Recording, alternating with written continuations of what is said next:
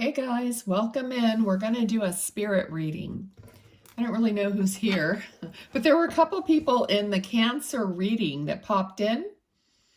So I wanted to give an opportunity to spirit to come in and to the reading and see who's here and what they want to talk about.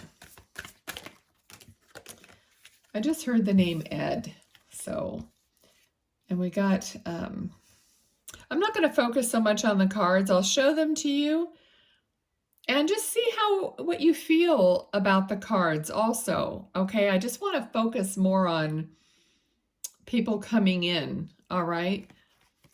We're all intuitive. We all have these abilities, and I really would prefer that you guys are all like meditating and getting in touch with your own higher self so you can answer or ask yourself questions and trust the answers and know that you are spirit, just like spirit is spirit. It's just that we also are human, right? Which they were at some point. And someday we'll all be in spirit together, it's just, that's our home, back to source or with source. All right, before I get off on a tangent, but you guys, I just feel like you do, hopefully, like you listen to what I'm saying and you could pick up a lot of tips and things or understandings or whatever. I don't know why I'm this way, but I just like to explain things the way I understand them and try to keep it simple. Uh-oh, we got the Lovers. Okay, so what's going on here? So maybe someone here in spirit or Ed. Okay, I'm not even seeing this I feel like he's thin, tall and thin, but like he's wearing cowboy boots, or he's showing me cowboy boots. Okay, so always remember, they could be showing me the fact that you're wearing cowboy boots, or that you just bought some, or they did, so it could go both ways. So just keep an open mind and just see how things fit. All right. I do feel like he has a mustache. Okay. He has, like at first I felt like he was older. But now he's showing me himself like with quite a mustache. I mean, almost like, not a handlebar, but almost to that, that kind of a shape or whatever. And he feels like a cowboy or a southern, or just a gentleman, but he has this little, almost like this little naughty edge to him, like he's kind of sly and kind of, I don't know how to describe that. He's kind of smiling and he's like pulling on his mustache on one side, and kind of like he knows he's handsome. He knows, like maybe he was like really popular with some ladies, and, just an all around, a little flirtatious and kind of like that, So maybe that was when he was younger. I don't know. I got the number 42, so that could be a year.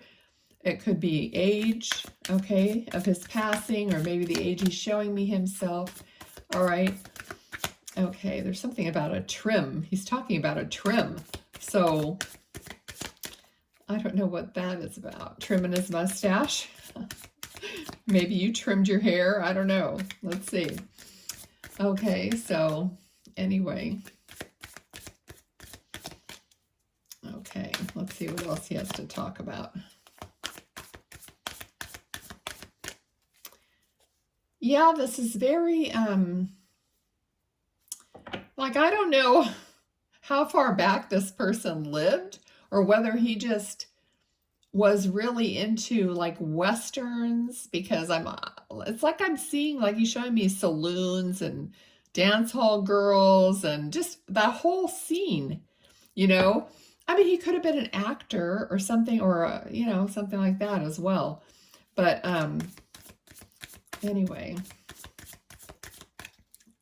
yeah, I feel like he was very popular with people. There's also a black dog with him. Like I just saw a black dog. I'm trying to see if it's a short-haired dog. I'm not really sure.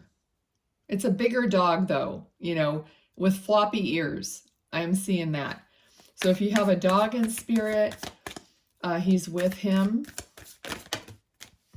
All right, let's see. Okay, we got the Hanged Man and the Hermit. Okay, so maybe he became that way, became more of a, well, even the Hanged Man is, you know, represents just having to take a time out until you figure out what you want to do next, basically. But just the fact that we're talking about a cowboy here, and I'm getting all these old Western kind of things, and the fact that the Hanged Man came out, it's another like reference to, you know, Westerns kind of a thing. And then we have the Hermit.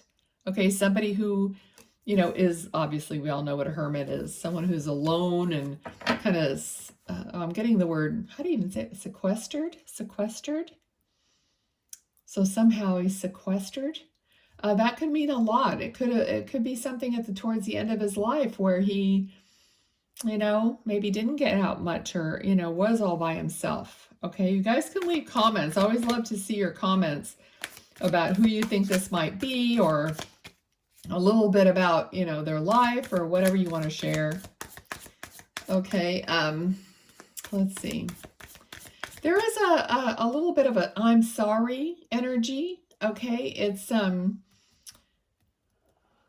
was just a little bit of that kind of energy. Like, I'm sorry about something in his life or the way things turned out. Okay, we got this card, Knight of Wands, which, just looking at the card, I mean, it's somebody who's kind of a daredevil, kind of, it kind of describes that energy about him that I was saying. So maybe in his younger years, he was quite the rowdy, you know, or outgoing, or, you know,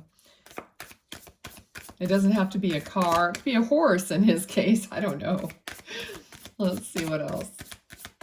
Let me just find out, because I wanted to focus on him, and I think we've done that quite a bit, but let's see what advice he has for you. And the first thing I heard was go slow.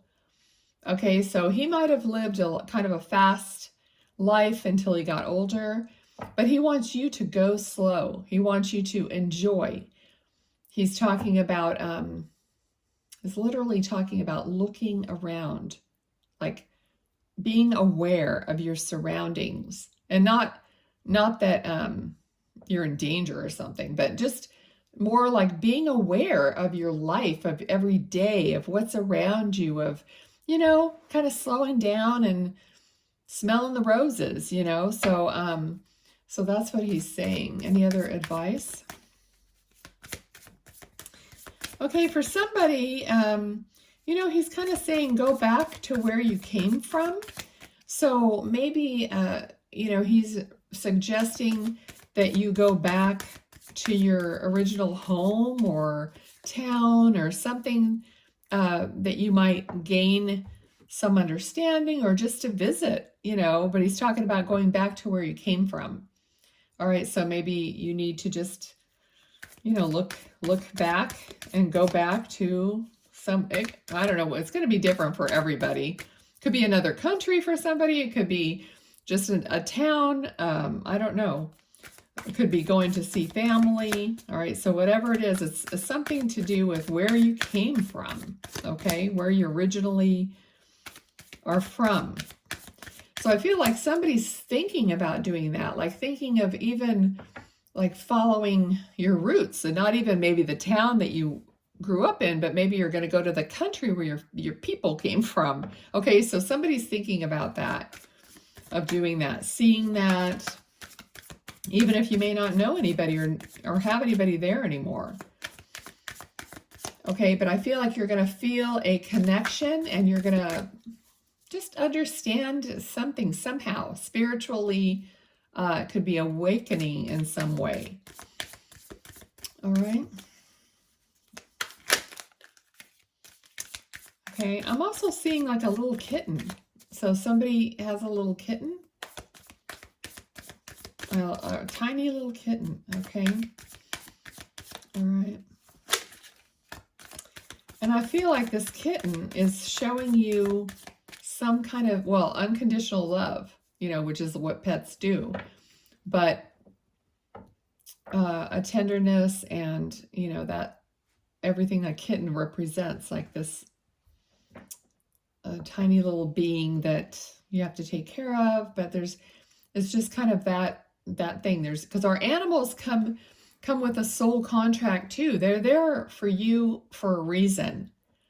Okay, so when I do pet readings, I ask the animal, why are you with your mom or dad or whatever, and they tell me what they're helping you with. Okay, Page of Wands. This is like a new passion, but I'm getting creativity with this. So you need to let your creativity flow.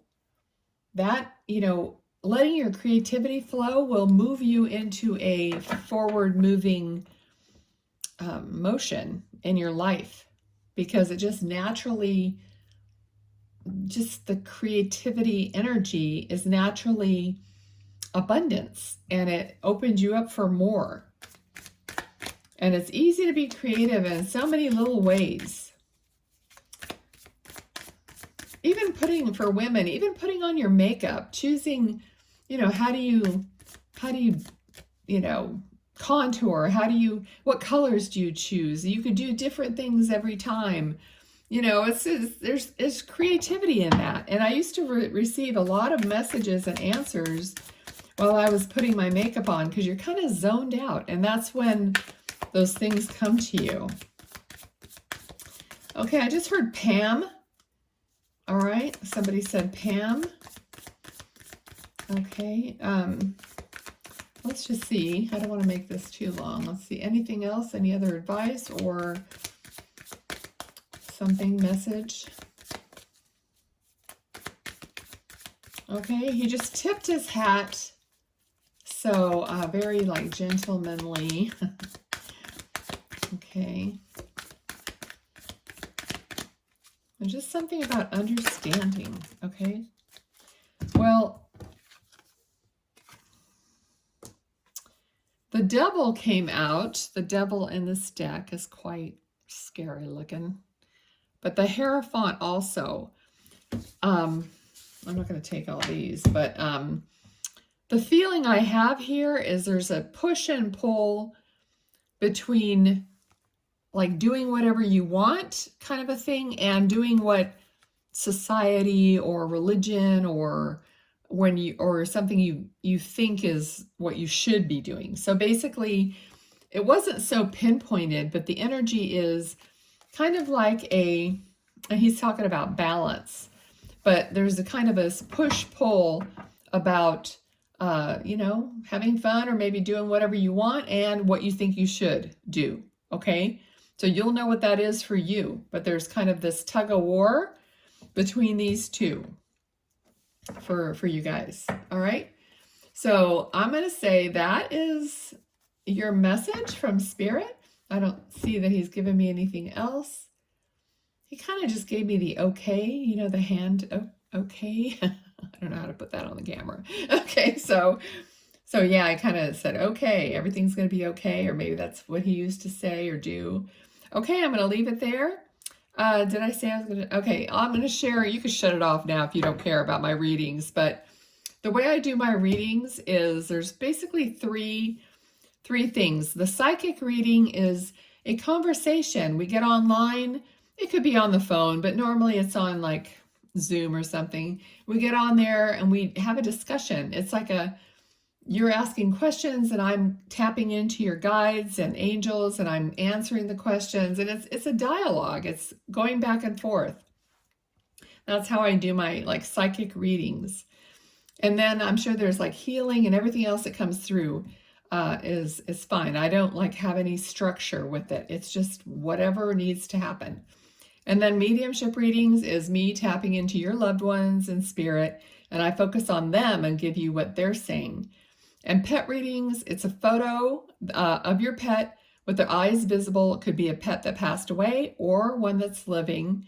And then I just look at the photo and I record a video like similar to this, and you can have it and watch it as many times as you want. Okay, so those are the readings. If you're interested, my email is down below. I promise not to say this on every video. So you guys take care. Thank you for watching, and I'll see you next time. Bye.